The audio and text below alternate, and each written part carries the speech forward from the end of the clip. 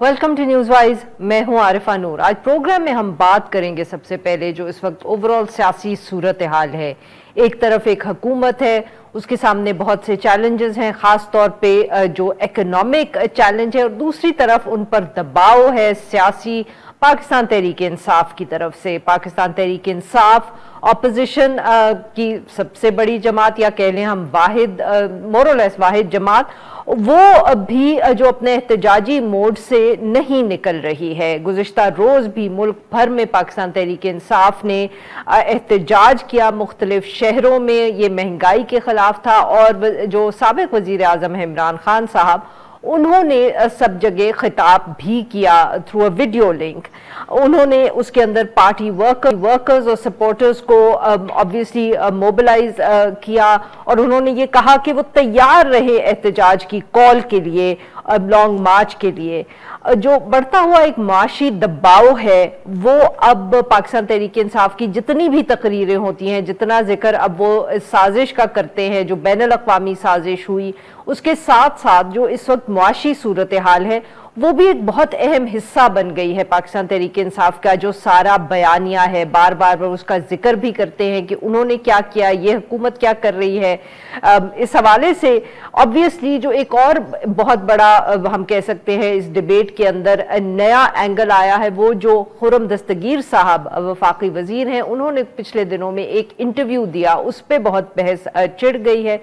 उस इंटरव्यू में उन्होंने ये कहा कि पाकिस्तान तहरीक इंसाफ की जो हुकूमत है, इसको गिराने के पीछे जो सबसे बड़ा मकसद था वो महंगाई या इकोनॉमिक हैंडलिंग नहीं थी पाकिस्तान तहरीक इंसाफ की, बल्कि ये खदशा था कि पाकिस्तान तहरीक इंसाफ ये प्लान बना रही है कि नए जजेस जो हैं उनको तैनात करके अपोजिशन के जो सीनियर लीडर्स हैं काफ़ी सारे, उन सबको डिस्क्वालीफाई करने का एक प्लान, ताकि कम से कम एटलीस्ट 10 साल के लिए जो मेजर अपोजिशन लीडर्स हैं उनको डिस्क्वालीफाई कर दिया जाए, और उसकी बाद पाकिस्तान तहरीक इंसाफ के लिए अगला इलेक्शन जो है वो जीतना आसान हो जाएगा।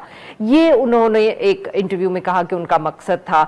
इसके साथ साथ अगर हम दूसरी तरफ पंजाब की तरफ नजर दौड़ाएं, तो वहाँ जो अभी मसाइल हैं, चाहे कानूनी, कॉन्स्टिट्यूशनल, वो हल होते नजर नहीं आ रहे। हुकूमत जो है अब it's what we call a very weak government. जो 20 मुनहरिफ अरकान है पाकिस्तान तहरीक इंसाफ के जो डिस्क्वालीफाई हो गए, उनकी सीट्स पर बाय इलेक्शंस जो हैं वो 17 जुलाई को होने हैं। मगर उससे पहले ही जिस किस्म की इस वक्त सूरत हाल है मुल्क में, तो जो कशीदगी है वो बढ़ती हुई नजर आ रही है। 2 रोज़ कबल ही PP 167 कि जो ज़िमनी इंतखाब वहाँ होना था और कैंपेन चल रही थी, तो उसके दौरान ही पाकिस्तान तहरीक इंसाफ और नवाज लीग के जो इंतखाबी उम्मीदवार हैं और सपोर्टर्स हैं, उनका सामना हुआ और फायरिंग भी हुई। जिम्मेदारी जो है ऑब्वियसली दोनों जमातें एक दूसरे पर डाल रही हैं, जबकि पंजाब हुकूमत ने जो वहाँ का SHO था उसको मुअत्तल कर दिया गया है। एहतजाज, ज़िमनी इंतखाबात, बढ़ता हुआ जो माशी दबाव है हुकूमत के ऊपर, कितना आसान या मुश्किल होगा हुकूमत के लिए अपनी मुद्दत पूरी करना, कितना आसान या मुश्किल होगा पाकिस्तान तहरीक इंसाफ के लिए इतना दबाव बिल्ड करना कि इलेक्शंस कॉल कर दिए जाए। इन सारे मौज़ूआत पे हम बात करेंगे, but after a short break stay with us. Welcome back नाज़रीन। हम गुफ्तगू करें डॉक्टर यास्मीन राशिद साहिबा से, और हम उनसे बात करेंगे जो ओवरऑल सिचुएशन है खास तौर पे पंजाब के हवाले से। Welcome to the show doctor साहिबा। डॉक्टर साहिबा, पाकिस्तान तहरीक इंसाफ ने गुज़िश्ता रोज भी एहतजाज किया। कुछ लोगों का अब ये ख्याल है कि आप लोगों ने लॉन्ग मार्च जो है उसको उसका आइडिया जो है उसको मौखर कर दिया है, और आपकी जो सारी अब एनर्जी है फॉर द टाइम बीइंग वो इस तरह के एहतजाज में ही जाएगी। आप कॉल करेंगे एक जगह पे, एक शहर में, बहुत से शहरों में, and it will be over the next day. क्या ये हम चेंज ऑफ स्ट्रैटेजी समझें? जी, मेरा ख्याल है जहाँ तक ताल्लुक है एहतजाज करने का, तो वो आपको पता है कि हम अपोजिशन में हैं, और अपोजिशन इस वक्त काम कर रही है अपना वही जो कि करना चाहिए था, कि हम एहतजाज कर रहे हैं महंगाई के ऊपर। आपके सामने है कि महंगाई कहाँ से कहाँ पहुँच गई पिछले 2 माह के अंदर। यानी कहाँ हमारे 4 रुपए बढ़ते थे और एक हंगामा शोर मच जाता था, सारे टीवी चैनल्स पे भी शोर मचता था, और बिलावल भुट्टो साहब जो हैं वो लॉन्ग मार्च भी शुरू कर देते थे, और मरियम नवाज भी लॉन्ग मार्च शुरू कर देती थी। कहाँ आप बताइए कि पेट्रोल की कीमत इस वक्त जो है वो तकरीबन 84 रुपए तो कीमत बढ़ गई और 120 रुपए डीजल की कीमत बढ़ गई। इसी तरीके से बिजली के नरखे बढ़ गए, इसी तरह गैस के नरख। आप मुझे बताइए, जब ये सारी चीज़ें बढ़ेंगी तो क्या वो लोग जो रोज़मर्रा दिहाड़ीदार लोग हैं, सबसे ज़्यादा उन पर असर होगा। मुझे अभी तक याद है कि जब कोविड का ज़माना था तो मैं खान साहब से इंसिस्ट किया करती थी, मैं कहती थी कुछ अरसे के लिए पाकिस्तान को बंद कर दीजिए ताकि हम सिचुएशन जो है उसको कुछ कंट्रोल कर पाएँ। तो उनका एक ही कहना होता था, उन्होंने कहा था कि हमारी 40% आबादी जो है वो गुर्बत की सतह से नीचे रहती है। डॉक्टर साहिबा, हमने अगर बंद कर दिया सारा पाकिस्तान तो ये दिहाड़ीदार भूखा मर जाएगा।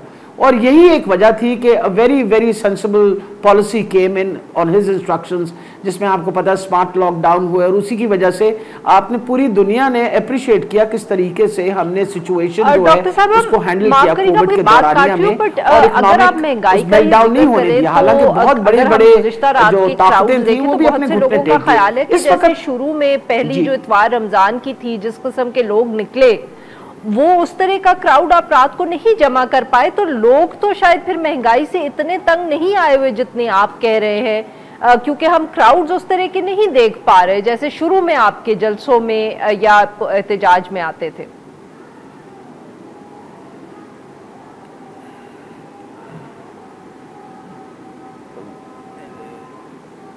मेरा ख्याल है सबसे अहम बात है कि आप बताइए, जो खौफ और हरासान जिस तरीके से किया गया जब 25 तारीख को हमने एक पुरअमन मार्च की काम शुरू किया। आप ये सोचिए कि मेरे जैसा बंदा, मेरी क्या उम्र है और गाड़ी में खुद चला रही थी और आपके सामने सब फुटेज मौजूद है किस बेदर्दी से इन लोगों ने मार मार मेरी गाड़ी तोड़ी। और शुक्र करिए कि कोई डंडा मेरे सर पे नहीं लगा, जो लग जाता तो शायद मैं भी अल्लाह को प्यारी हो जाती। इम्पोर्टेंट ये चीज़ है जिस तो वहशियाना तरीके से डर गए हैं और वो अब खौफ की वजह से निकल नहीं रहे, मतलब पुलिस गर्दी की। आई हैव, मतलब मैं बहुत अरसा सारी जिंदगी एहतजाज करती रही जी, मुझे पता है। अब देखिए ना, मकसद ये है कि हमारा सपोर्टर जो है वो एक आम आदमी है जिसने अपनी ज़िंदगी में और भी उसकी बहुत मुश्किलात होती हैं, उसके बावजूद वो आके हमारे साथ खड़ा हो जाता है। और लोगों को डराया गया, हरासा किया गया। सिर्फ मेरे इलाके के अंदर 400 वर्कर, और मेरा गरीबों का इलाका है, वो बेलॉस वो बेचारे बच्चे काम करते हैं, 400 बच्चों को उन्होंने अंदर कर दिया। किस मुश्किल से हमने इनको निकाला, नारोवाल जाके निकाला। इन्होंने तो जो जुल्म और बर्बियत की, मेरा इसका कोई एग्जाम्पल नहीं है। I have been even protesting against martial laws, you know that. मैं तो मार्शल लॉ के खिलाफ भी बड़ा प्रोटेस्ट किया। इस तरह का हमारे साथ कभी किसी ने रवैया नहीं इख्तियार किया था। और मैं आपको ये बताऊं, मेरे खिलाफ आज तक FIR नहीं हुई थी। आज पहली दफा मेरे खिलाफ 14 FIR है और 4 FIR दहशतगर्दी के कोर्ट के अंदर, इसमें एक बंदा शामिल नहीं है।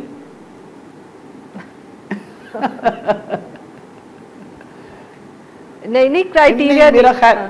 अच्छा डॉक्टर साहब, ये बताइएगा कि अगर आपका हरासा कर दिया उन्होंने, आपके वाकई आप समझती हैं मैं दहशतगर्दी के क्राइटेरिया में आ गई हूं, तो फिर तो जो एक बाय इलेक्शन की वो हवाले से हुआ, तो फिर तो शायद आपका जो वोटर है वो बाय इलेक्शन में वोट देने के लिए भी ना निकले।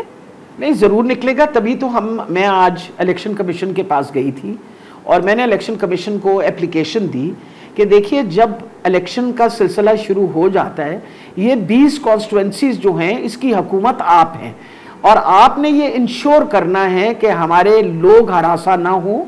आपने इंश्योर करना है कि साफ और शफाफ इलेक्शन हो। वजह यह है कि responsibility end of the day तो इलेक्शन कमीशन की बनेगी to ensure law and order. और ये मैं आपको बता दूं कि अफसोस से ये कहना पड़ता है आरफा के कल पुलिस साथ आई थी। वो जो लोटा है हमारी तरफ से गया हुआ नजीर चौहान, उसके साथ पुलिस आई, डॉल्फिन वाले आए और उन्होंने आके हमारे ही दफ्तर पे सारा हमला किया। फिर हमारे ही खिलाफ FIR लिखी गई, फिर हमारे ही वर्कर पकड़े गए। अब बताइए, इंसान 2 मिनट सोचता है, और अब अगर इन्होंने कोई SHO वगैरह फारिग किया है तो 2 मिनट बंदा सोचता है कि क्या कर क्या रहे हैं आप। आखिर जमहूरियत का आपका नारा सुन सुन के हमारे तो कान पक गए थे। तो डॉक्टर साहब, बट वो सवाल तो वही ना रहा ना कि अगर वो इस तरह हरासा कर रहे हैं जैसे कि आप कह रहे हैं, इस तरह का रवैया और वो आपका वोटर जो है वो डर भी रहा है, तो फिर ये जो 20 बाय इलेक्शंस हैं इनमें आपकी परफॉर्मेंस तो ठीक नहीं रहेगी। और अगर ऐसा हुआ तो फिर उसके बाद हमजा शहबाज शरीफ साहब तो he'll have the numbers to continue as chief minister. नहीं, आप तसल्ली रखिए। नहीं जी, इंशाल्लाह आरफा, मुझे बहुत उम्मीद है कि हमने जिस तरह अपना सारा कैंपेन कर रहे हैं, वी आर 100% श्योर कि लोग निकलेंगे। लोग बड़े गुस्से में हैं, लोग नाराज़ हैं। आपने खुद फरमाया कि मेरे ऊपर दहशतगर्दी का ये करके और मुझे मारपीट करके और मेरी गाड़ी तोड़ने से, तो आपके ख्याल में ये 20 सीट्स जो है डॉक्टर साहब, आपके ख्याल में मेरी इज्जत बढ़ गई और इसी वजह से लोग निकलेंगे बाय इलेक्शन में? यकीनन बता रही हूँ, लोग बड़े आवाज, देखिए अल्लाह अच्छा, तो यानी कि आपको जी फरमाएं इसकी 20 सीटें जीतें, लेकिन मुझे बहुत उम्मीद है कि इंशाल्लाह हम तकरीबन 16 से 17 सीटें निकाल लेंगे। वजह यह है कि आरफा, इससे पहले ये जितने लोग लड़े इस इलेक्शन में, वो हमारी सीटों पे जीते हैं, वो अपने नाम पे नहीं जीते। They won because of Imran Khan. अब अगर मैं जिस हल्के में मैं इलेक्शन लड़ती हूँ, अगर किसी ने मुझे 1,06,000 या 5,000 वोट दिया, तो वो कोई मेरा क्रेडिट तो नहीं है, क्रेडिट तो इमरान खान का है। जो इमरान खान ने एक, आपको पता है, एक मौक़िफ़ दिया हुआ है लोगों को, people vote for Imran Khan. तो मुझे से इंसान को अगर इतने वोट मिले तो लोग इमरान खान की खातिर निकलते हैं ना। तो मैं ये बता दूं कि ये जो 20 सीटें थी, इमरान खान की सीटें थी।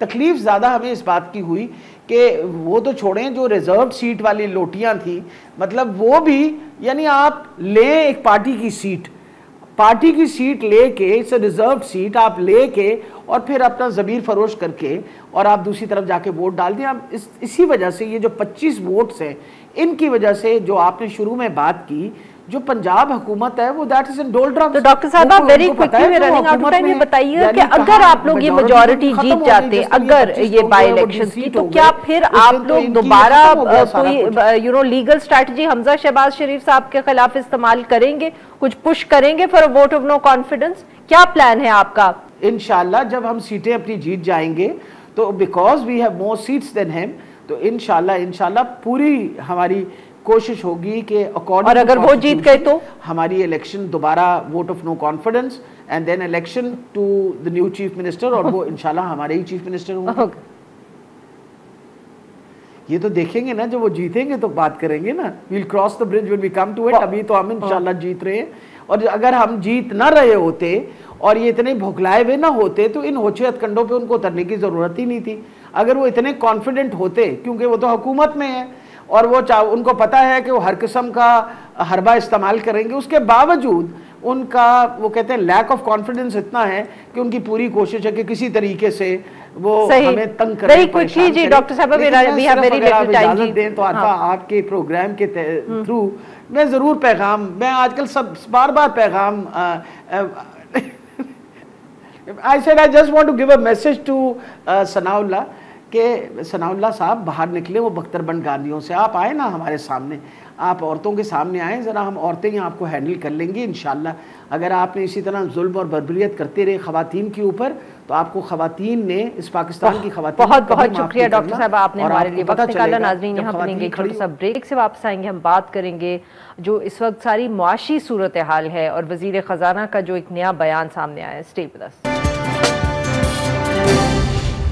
Welcome back. प्रोग्राम के इस हिस्से में हम जिक्र करेंगे जो एक ओवरऑल इकोनॉमिक सिचुएशन है, जो मुआशी दबाव हुकूमत के ऊपर जारी है, और ख़ास तौर पे इसलिए क्योंकि जो IMF का पैकेज है वो अभी तक कंफर्म नहीं हुआ कि उसका रिवाइवल हुआ है कि नहीं, और उसकी वजह से जो एक गैर यकीनी की सूरत हाल इस वक्त मौजूद है, उसमें बार बार ये नजर आ रहा है कि स्टेबलाइजेशन अभी नहीं हुई है इकोनॉमी की। इसी हवाले से अगर हम सिर्फ डॉलर का जिक्र करें तो उसकी कीमत बढ़कर 213 रुपए से भी ऊपर जा चुकी है। इतलात ये भी सामने आ रही है कि मुल्क में इस वक्त जो ज़र मुबादला के ज़खायर हैं वो भी इतने कम हो चुके हैं कि स्टेट बैंक ने $1 लाख से ज़ायद की जो अदायगी है उसके लिए एक्सपोर्टर्स को 1 रोज़ कबल जो है इतला देने का पाबंद कर दिया है। पहले ये जो था ये 5 दिन की मोहलत उनके पास होती थी। वजीर खजाना मिफ्ता इस्माइल साहब ने आज ही ये बयान दिया है कि अगले 24 या 36 घंटों में जो IMF का प्रोग्राम है उसकी बहाली के लिए वो पुर उम्मीद है। सारे मामले पे गुफ्तगू करने के लिए हमारे साथ मौजूद हैं डॉक्टर हैरी साहब, सरबराह SDPI। Welcome to the show sir. जी डॉक्टर साहब, मिफ्ता इस्माइल साहब का ताज़ा तरीन बयान है वो आपके सामने है, आप किस तरह देख रहे हैं सर उसको? क्या आपको लगता है कि इस वक्त जो वो एक दफे फिर इतने कॉन्फिडेंस से कह रहे हैं कि 24-36 घंटों की बात है, ये it will be revive that quickly? देखिए, बजट के नंबर्स तो वीकेंड पे भी रिवाइज हो रहे थे। बुनियादी तौर पे इस सारे अगर हम इशू को देखें तो मौजूदा हुकूमत ने थोड़ा लेट कर दिया IMF के पास जाना है। 5-6 हफ्ते जो डिले हुआ एनर्जीज को रोल बैक करना और दोहा में जाना, उसके नतीजे में अब IMF ने बजट में कुछ प्रायर एक्शंस रख दिए थे।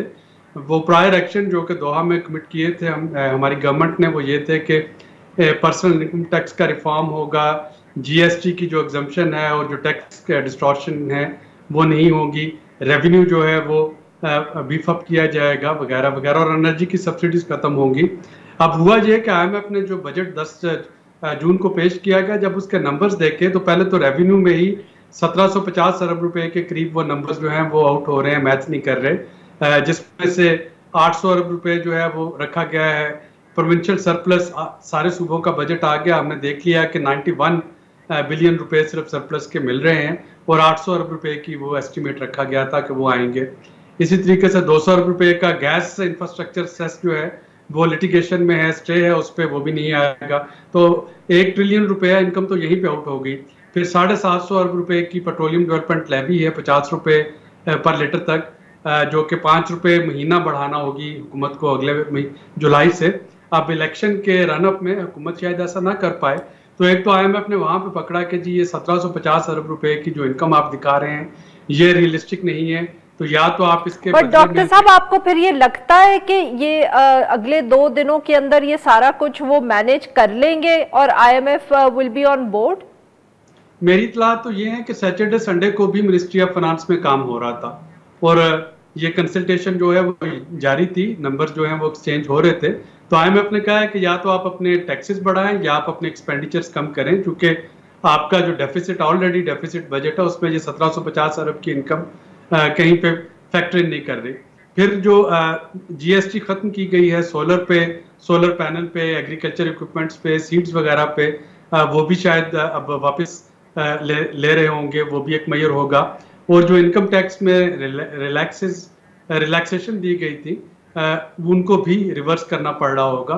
तो ये 2-3 यानी कि डॉक्टर साहब आप कमिट करने को तैयार नहीं है, आपको नहीं लगता कि ये अगले 2-3 दिन में सब कुछ मैनेज हो पाएगा, क्योंकि आप बार बार प्रेडिक्शन करने को तैयार नहीं है मेरे पूछने के बावजूद भी। यानी अगर तो ये नंबर्स जो हैं उन पे एग्रीमेंट हो गया है दोनों का, तो फिर तो ये हो जाएगा। अगर गवर्नमेंट जो है ये सारी कड़वी गोलियां निगलने को अब तैयार है और वो बजट में अनाउंस करके ये सारी जो मराहत हैं ये वापस लेने के तैयार है, तो फिर तो ये बड़े आराम से हो जाएगा।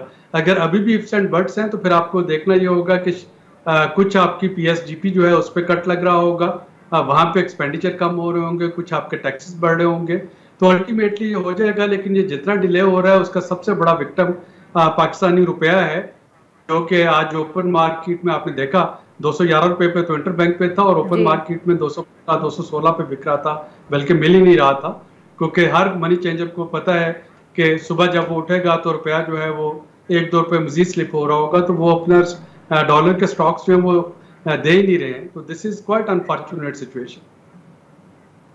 अच्छा डॉक्टर साहब ये बताइएगा, ऑब्वियसली क्योंकि अब आपने डॉलर का जिक्र किया कि वो गैर यकीनी की वजह से जो है वो बढ़ आए, पर क्या एक दफ़े ये IMF का प्रोग्राम हम अग्री कर लेते हैं, रिवाइवल हो जाता है, चाहे वो 2 दिन के बाद हो या 5 दिन के बाद हो, ये आपको लगता है कि फिर ये डॉलर की कीमत जो है नीचे की तरफ भी आएगी? नीचे तो नहीं आएगी लेकिन स्टेबल हो जाएगी। इस वक्त तो ये झटका है ना कि हर 24 घंटे, हर गुजरते हुए दिन के साथ रुपया स्लिप हो रहा है। यानी हम सुबह सो के उठते हैं तो हमें पता चलता है कि जी मार्केट खुलते ही रुपया जो है वो 1-2 रुपये उसकी कदर में मजीद कमी आ गई, क्योंकि एक अनसर्टेनिटी है, एक जो लॉस ऑफ क्रेडिबिलिटी है IMF के साथ, उसकी वजह से दोस्त ममालिक भी अभी तक आपके साथ डिपॉजिट रोल ओवर नहीं कर रहे, डिस्पाइट द फैक्ट कि हमारी सिविल और मिलिट्री लीडरशिप उन्होंने दोस्त ममालिक के साथ रब्ता किया है। तो कम अज़ कम वो सिलसिला जो है वो रुक जाएगा स्लिपेज का। उसके बाद की बात है कि 1-2 रुपया इसमें करेक्शन होती है रेट में या नहीं होती, लेकिन ये जो अभी रोजाना के हिसाब से गिरावट है ये तो रुके। अच्छा डॉक्टर साहब, एंड व्हाट नेक्स्ट देन? क्या आपके ख्याल में ये जो बजट है जो PMLN अगर इसको फाइनलाइज कर देती है, IMF का प्रोग्राम भी जो है वो रिवाइव हो जाता है, जो हमारे दोस्त ममालिक हैं उनकी तरफ से भी फिर जितनी कमिटमेंट्स हैं वो पूरी हो जाती हैं, उससे कितनी रिलीफ जो है इकोनॉमी में हम देख पाएंगे? और when I ask, what I mean by relief is कि आम लोगों तक कितना फर्क पड़ेगा या उनकी जो मुश्किलात हैं वो वहीं की वहीं रहेंगी? मेरा नहीं ख्याल कि अगले कुछ 6 महीने साल आपकी महंगाई से जान छूटेगी। अभी तो महंगाई बढ़नी है। देखिए जो कमिटमेंट है उसके मुताबिक और वो नेपरा के रेट्स हैं, ये कमिटमेंट के अलावा यानी नेपरा ने आपसे 7 रुपये 98 पैसे ऑलमोस्ट 8 रुपये तो उन्होंने बेस टैरिफ बढ़ाने के लिए कहा है। तो जो टाइम ऑफ यूजर कंज्यूमर हैं जिनके घरों में 3 फेस मीटर हैं उनका रात का बिल पीक आवर्स का 35 रुपये पर यूनिट बेस चला जाएगा, डे टाइम बिल जो है वो 250 रुपये यूनिट चला जाएगा, बाकी 7 दिन के लिए भी इसमें 8 रुपये का इजाफा हो जाएगा और उसके ऊपर फिर वो बाकी सुपर सरचार्ज और सरचार्ज और GST वगैरह वो उस पर लगेगी। इसी तरह से गैस जो है, गैस पे आपकी कोई 46% जो है वो सुई नादरन पे इजाफा होगा, 44% सुई सदरन पे होगा। ये ओगरा की रिक्वायरमेंट है, उन्होंने कहा है कि जी गैस के लॉसेस बढ़ रहे हैं। तो जब आपकी एनर्जी की कॉस्ट इतनी बढ़ जाएगी और बिजली की इलेक्ट्रिसिटी के बिल जो है शायद 3 फेजेस में बढ़ाने का इन्होंने कहा है, तो जब आपकी ये कॉस्ट इतनी बढ़ जाएगी तो जाहिर है कि आपकी इन्फ्लेशन जो है वो स्काई हाई हो जाएगी। तो ऐसे में अब हुकूमत अगर बजट रिवाइज कर रही है तो उनको social safety net, social protection, targeted subsidies, इनकी तरफ ज़्यादा से ज़्यादा इनको ध्यान देना पड़ेगा, क्योंकि ये एक मेयर आईवाश नहीं बल्कि this is need of the time कि वो लोग जो कि बहुत बुरी तरह से इसमें हिट होंगे, स्पेशली आपकी लोअर मिडिल क्लास और मिडिल क्लास जो है उनके लिए क्या किया जा सकता है और कौन से ऐसे टारगेटेड सब्सिडी मैकेनिज्म है कि उनको इस रिसेशन से बचाया जा सके। बहुत बहुत शुक्रिया डॉक्टर साहब, आपने हम निकाला। नाजरीन यहाँ पे लेंगे एक छोटा सा ब्रेक और जब हम ब्रेक से वापस आएंगे तो हम बात करेंगे बलूचिस्तान में जो इस वक्त सियासी हलचल हो रही है और बाप पार्टी के अंदर हमें फैक्शनलिज्म नजर आ रही है। Stay with us. Welcome back नाजरीन। प्रोग्राम के आखिर में हम जिक्र करेंगे बलूचिस्तान में जो अब बाप पार्टी है और उसके में जो इस वक्त इख्तलाफात चल रहे हैं उस पर हम बात करेंगे। गुज़िश्ता रोज़ मीडिया रिपोर्ट्स के मुताबिक जो जनरल काउंसिल की मीटिंग या इजलास बुलाया गया और वज़ीर आला बलूचिस्तान अब्दुल क़ुद्दूस बिज़िंजो साहब जो हैं वो पार्टी सदर मुंतखब हो गए, मगर इस इलेक्शन को जाम कमाल साहब जो कि साबिक वज़ीर आला बलूचिस्तान हैं उन्होंने रद्द कर दिया इस इलेक्शन को। उन्होंने कहा कि पार्टी का जो जनरल काउंसिल का इजलास है वो उसको तलब करने का इख्तियार जो है वो सिर्फ पार्टी सदर को है, यानी कि जाम कमाल साहब को है। और उन्होंने 9 अगस्त को जनरल काउंसिल का जो इजलास है वो बुला लिया है क्वेटा में। इस सारे मामले पर गुफ्तगू करने के लिए आज हमारे साथ मौजूद है शाहिद रिंद साहब, सीनियर सहाफ़ी नुमाइंदा खसूसी हैं ARY news. Welcome to the show sir. जी रिंद साहब, ये एकदम क्या फैसला किया बिज़िंजो साहब ने? जनरल काउंसिल का इजलास भी बुलाया और वो इलेक्ट भी हो गए, क्या मामला है? क्या बहुत ज़्यादा अब इन सब में तनाव है कि पार्टीज अलग हो रही हैं, टूट रही हैं? क्या व्हाट डू यू सी? देखें, BAP में ये इख्तलाफात तो काफी अरसे से थे, लेकिन गुज़िश्ता जो तहरीक अदम एतमाद नाकाम हुई उसके बाद वो तेजी से खुलकर इख्तलाफात सामने आ रहे हैं। और लेकिन कल एक चीज जो बड़ी इंटरेस्टिंग देखने में आई, जनरल काउंसिल के इजलास में नवाबजादा खालिद मगसी और तारिक मगसी की जो प्रेजेंस थी वो मेरे लिए बड़ी इम्पोर्टेंट है, क्योंकि उनका जो एक जाम कमाल से ताल्लुक है, रिश्तेदारी है, जाती ताल्लुक है, उसके बावजूद उनका वहां आना।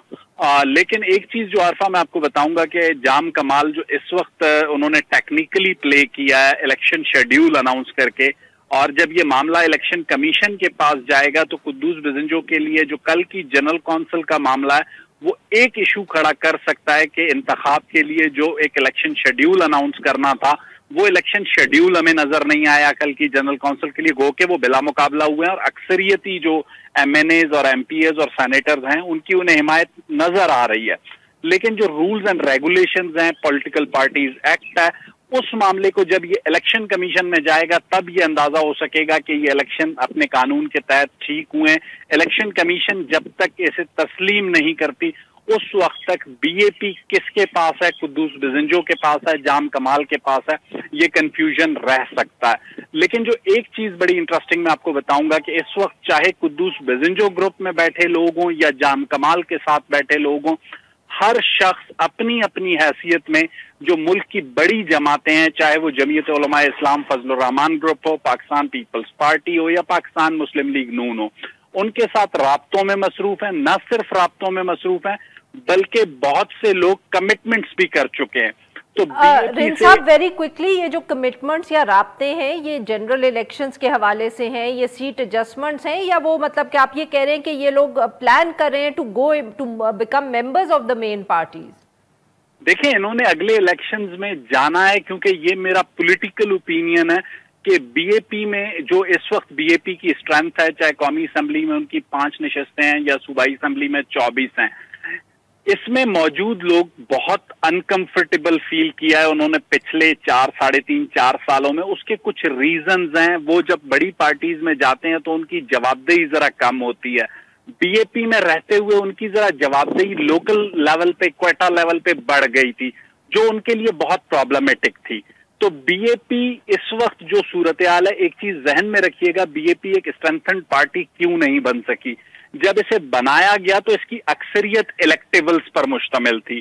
फिर जाम कमाल 3.5 साल चूंकि चीफ मिनिस्टर भी थे, तो वो पार्टी का जो एक हैयत या जो पार्टी का जो ढांचा बनना था वो उस तरह नहीं बन पाया, जिसकी वजह से वो पार्टी अब बिखरेगी भी उन्हीं इलेक्टेबल्स की वजह से जिन इलेक्टेबल्स की वजह से बनी थी। तो बीएपी का साइज आने वाले दिनों में इस डिवीजन की वजह से अगर कोई इंटरवेंशन ना हुई तो मुझे ऐसा लगता है कि उसका साइज छोटा हो सकता है। लेकिन अब भी ये डिबेटेबल है कि BAP will be leaded by whom. ये चीजें इलेक्शन कमीशन में जब मामलात अगर जाम कमाल ले जाते हैं तो फिर क्लियर होंगी इलेक्शन कमीशन के फैसले के बाद।